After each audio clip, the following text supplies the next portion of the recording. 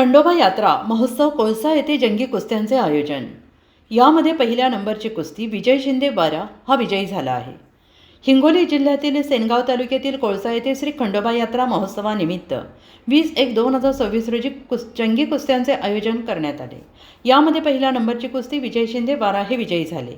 41,000, 2 हनुमान भूतनर सांगवी भूतनर, 3 गजानन चव्हाण वाघी, 4 अविनाश जाधव इडोळी, 5 अभिषेक जयपूर, 6 गोपाल काशिम, 7 ऋषिकेश काचगुंडे कुपटी यांना बक्षीस वितरण करण्यात आले.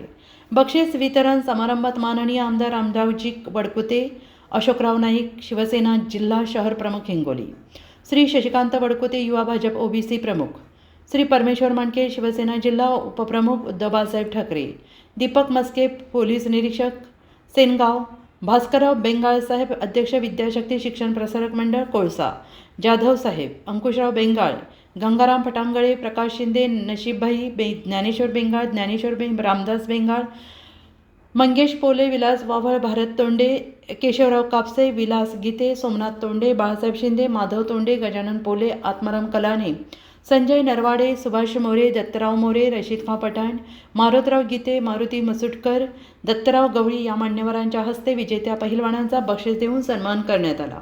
तसेच पंच म्हणून भगवानराव काचगुंडे, कृष्णा राठोड, मनोहर बांगर, प्रताप देशमुख, शंकर तोंडे, प्रकाश शिंदे हे होते. अजिंक्य महाराष्ट्र न्यूज सोबत सिकंदर पठाण, सेनगाव, हिंगोली.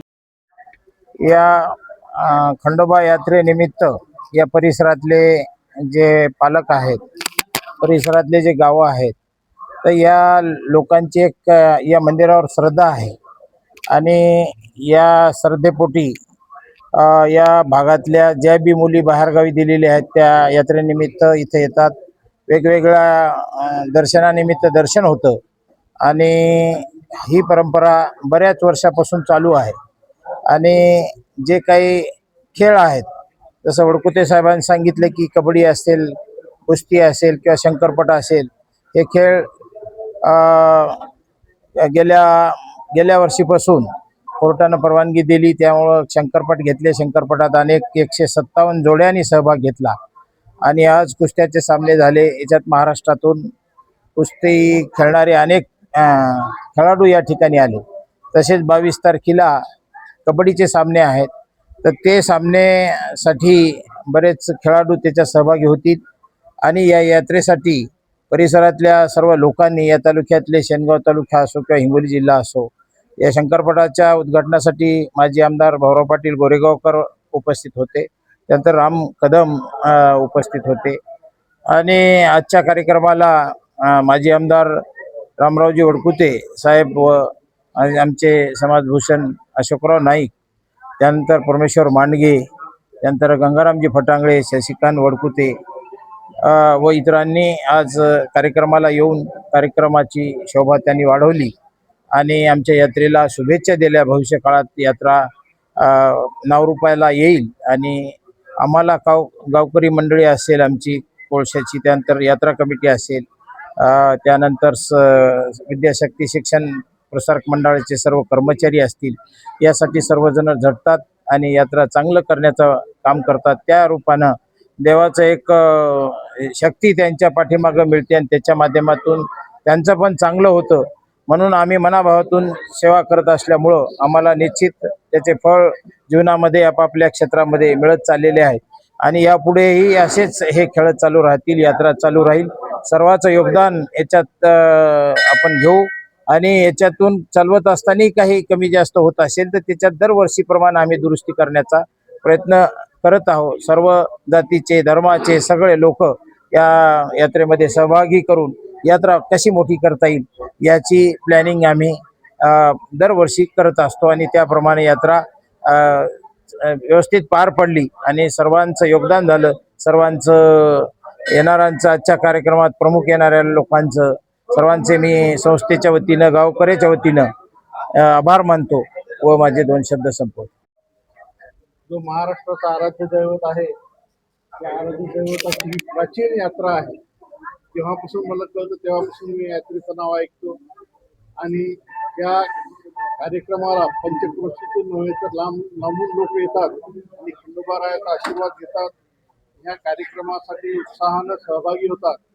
विद्याशक्ती शिक्षण मंडळाचे अध्यक्ष बेंगाळ साहेब, परिसरातील सर्व भाविक या कार्यक्रमाला हातभार लावतात आणि खंडोबाचा आशीर्वाद घेतात. हा त्यांचा उपक्रम दिवसेंदिवस वाढत जावो ही शुभेच्छा देऊन पुन्हा खंडोबाचरणी नतमस्तक होऊन मी माझे 2 शब्द संपवतो. कुशीतील हा लोकांना आनंदीमय असणारा क्षण आहे. आज मल्हारी मार्तंड म्हणजे हे महादेवाचं रूप असेल, या ठिकाणी 1 महिन्यापासून यात्रा कमिटी, विद्याशक्ती, या गावचे सरपंच कमिटी अतिशय उत्साहानं, मला वाटते मी तरी इथं 5 वर्षापासून येतो, त्या आधीपासून बऱ्याच वर्षापासून या ठिकाणी हा कार्यक्रम होत राहतात. वास्तविक पाहता सध्याच्या काळात सगळीकडे शहरामध्ये क्रिकेटशिवाय दुसरं काही चाललं जात नाही. जुने खेळ लोप पावत चाललेले, परंतु इथं विद्याशक्तीचे अध्यक्ष बेंगाळ साहेब असतील, या ठिकाणचे सरपंच कमिटी, पूर्ण सरपंच आणि त्यांचे सदस्य, आणि ही खंडोबा यात्रा कमिटी या ठिकाणी हे कार्यक्रम घेऊन लोकांना त्यांचा आनंद जो अतिशय या ठिकाणी खंडोबा पावन होईल अशा प्रकारचं काम करतात. या ठिकाणी अशोकराव नाईक असतील, आमच्याबरोबर आत्ताच मोजके साहेब येऊन गेले, गंगाराम पटांगळे आहेत, आमचे सर्व इथं कवरदडीचे लोक आहेत. आम्ही वेळोवेळी या खंडोबाला येत राहतो. हे पावन होणारा देव आहे. अशा ठिकाणी आपल्या या भागातील त्याला करमणूक नाही म्हणतात, यांना आशीर्वाद रूपी हे क्षण आहे. कारण महिन्यापासून देव जागृत करण्याचं काम या भागातील ही तिन्ही मंडळी करते. त्यामुळं मी त्यांनाही मनापासून धन्यवाद देतो. आज बघितलं असेल की महिन्यापासून कार्यक्रम चालू असेल. या ठिकाणी जो लोप पावत चालला होता, कोर्टाच्या माध्यमातून जो खेळ मला वाटते शंकरपट बंद केले होते, ते गेल्या वर्षापासून सुरू झाले.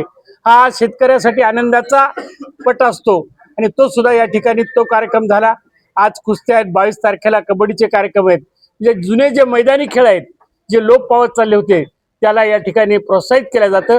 त्याबद्दल मी विद्याशक्तीचे अध्यक्ष बेंगाळ साहेब असतील, या गावचे सरपंच आणि ही सरपंच कमिटी पूर्ण त्यांना आणि खंडोबा यात्रेचे सगळे सदस्य यांना धन्यवाद देतो. आम्ही पुन्हा एकदा विनंती करतो की अशाच प्रकारचे आपण या ठिकाणी कार्यक्रम वेळोवेळी घेत जावा. मला माहिती आहे की बेंगाळ साहेब त्यांच्या वडिलांच्या 13वी निमित्त सुद्धा, पुण्यस्मृती निमित्त सुद्धा कीर्तन करून एक त्या ठिकाणी अन्नदानाचा सुद्धा कार्यक्रम करतात. समाजभिमुख काम करण्याचं काम त्यांच्या हातून होते. मी त्यांना मनापासून शुभेच्छा देतो आणि थांबतो.